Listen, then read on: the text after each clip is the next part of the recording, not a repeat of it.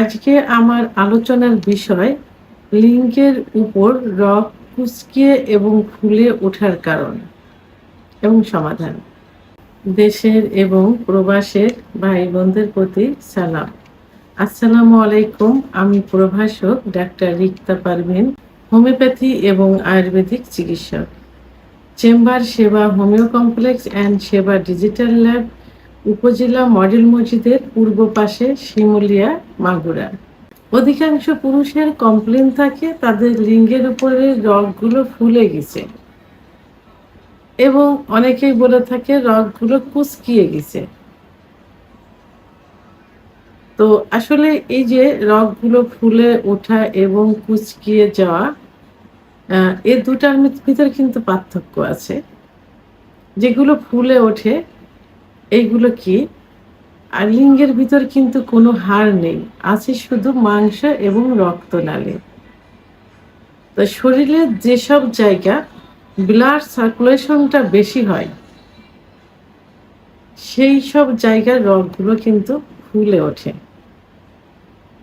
যেমন ধরেন এই যে হাত, আমরা দু হাত দিয়ে কাজ করি, এই দু হাতের রগ অধিকাংশ সময় কিন্তু ফোলানো থাকে। যেমন এই যে রগগুলো ফুলে আছে, এই যে রগগুলো ফুলে আছে, এই যে ফুলে আছে রগগুলো। তার কারণ এই দুই হাত দিয়ে কিন্তু কাজটা বেশি হয়, আর যখনই হাতে কাজটা বেশি হয় তখনই কিন্তু ব্লাড সার্কুলেশনটা বেড়ে যায়। তো যে কারণে এই রগগুলো ফুলে ওঠে, মোটা হয়ে যায়। তো এইগুলো কিন্তু ভয়ের কোনো কারণ না, কারণ লিঙ্গের ভিতরে শুধু রক্ত যখন চলাচল করে, লিঙ্গের ভিতরে হাড় আছে, লিঙ্গের ভিতরে মাংস এবং রক্তনালী, এই রক্তনালীর ভিতর দিয়ে যখন রক্ত চলাচলটা হয় তখন রগগুলো ফুলে যায়। যখন সেক্স উত্তেজনা আসে বডিতে, তখন সারা বডিতে কিন্তু ব্লাড সার্কুলেশন হয়, বিশেষ করে হার্টের থেকে লিঙ্গের ভিতরে বেশি হয়। তো যে কারণে ওই জায়গাটা ব্লাড সার্কুলেশন বেশি হওয়ার কারণে রগগুলো ফুলে ওঠে।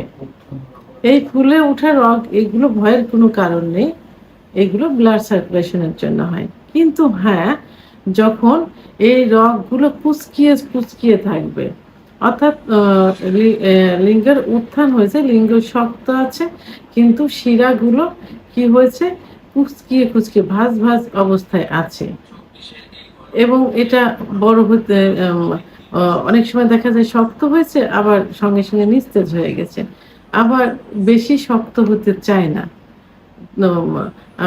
মানে কিছু সময় শক্ত হয়েছে, দেখা যায় যে একেবারে শক্ত না, নরম শক্ত দুইটা মিক্সড অবস্থায় আছে, এবং আস্তে আস্তে কুঁচকিয়ে যাচ্ছে, ছোট হয়ে যাচ্ছে, আগামোটা গোড়া চিকন হয়ে যাচ্ছে। এদের এই শিরাগুলো কুঁচকানো থাকে, কারণ ব্লাড সঠিকভাবে এই শিরার ভিতর দিয়ে সঞ্চালিত হতে পারে না।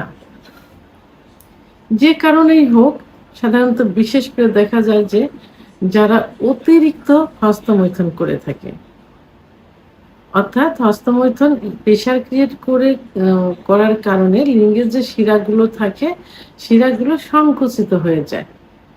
আবার অনেক সময় দেখা যায় যে অতিরিক্ত বিছানায় ঘর্ষণ দিয়ে বীর্যপাত করছে। বিছানায় ঘর্ষণ দিয়ে বীর্যপাত করলে লিঙ্গের মাথাটা পড়বে বিছানার উপর, কিন্তু প্রেশার পড়বে লিঙ্গের গোড়ায়।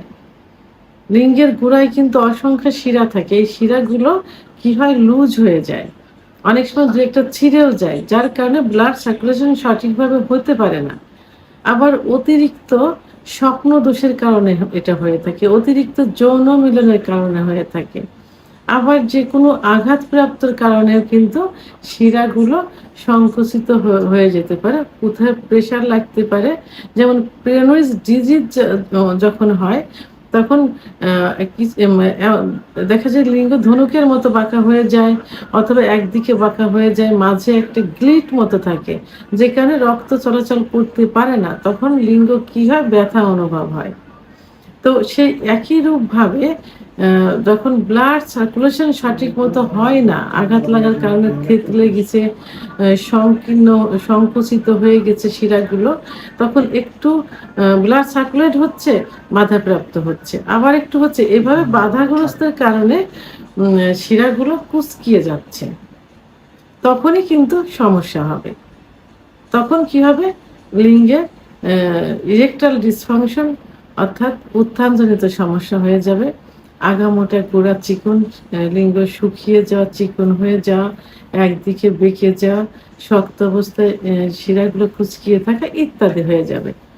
তাহলে লিঙ্গর উপরে যখন রগ ফুলে ওঠে, এটা ভয়ের কোনো কারণ নেই, এটা সঠিকভাবে ব্লাড সার্কুলেশনের কারণে রগগুলো ফুলে উঠেছে, কারণ ওর ভিতরে রক্ত অলওয়েজ টাইম সঞ্চালিত হচ্ছে, এই কারণে এটাতে কোনো সমস্যা হয় না। কিন্তু যখনই কুঁচকিয়ে যাবে তখনই ওটা কি ইরেকটাইল ডিসফাংশন, লিঙ্গের বিভিন্ন সমস্যা হতে পারে। আমি কারণগুলো বললাম এইসব কারণে। এর জন্য অবশ্যই কি করতে হবে, অবশ্যই কারণগুলো প্রথমে বন্ধ করতে হবে। যে কারণে এগুলো হয়েছে নির্ণয় করে কারণগুলো বন্ধ করতে হবে। একজন অভিজ্ঞ সম্পন্ন রেজিস্টারকৃত হোমিওপ্যাথি ডাক্তারের শরণাপন্ন হতে হবে। কারণ একমাত্র পার্শ্ব প্রতিক্রিয়া মুক্ত হোমিওপ্যাথি চিকিৎসার মাধ্যমেই কিন্তু লিঙ্গের এই খর্বতা ঠিক করা সম্ভব। লিঙ্গ আগে ভালো ছিল, এখন ছোট হয়ে যাচ্ছে, চিকন হয়ে যাচ্ছে। অনেক বিকল্প ধারার চিকিৎসায় বিভিন্ন থেরাপি প্লাস সার্জারির পরামর্শ দিয়ে থাকে, অনেক সময় ফেইলিওর হয়, তখন অনেক বড় ক্ষতিগ্রস্ত হয়ে যায়। তো এর জন্য একমাত্র হোমিওপ্যাথির চিকিৎসায় নেওয়া ভালো, কারণ হোমিওপ্যাথির চিকিৎসায় প্রত্যেকটা লক্ষণের উপর ভিত্তি করে ওষুধ প্রয়োগ করা যায়। তাহলে রগ ফুলে ওঠা এবং কুঁচকিয়ে যাওয়ার কারণ এবং সমাধান আমি বললাম। ভিডিওটি সম্পর্কে যদি কোনো মতামত থেকে থাকে অবশ্যই কমেন্টসের মাধ্যমে জানাবেন। আর ভিডিওটি ভালো লাগলে লাইক, কমেন্ট, সাবস্ক্রাইব করে আমার সঙ্গে থাকুন। আল্লাহ হাফেজ।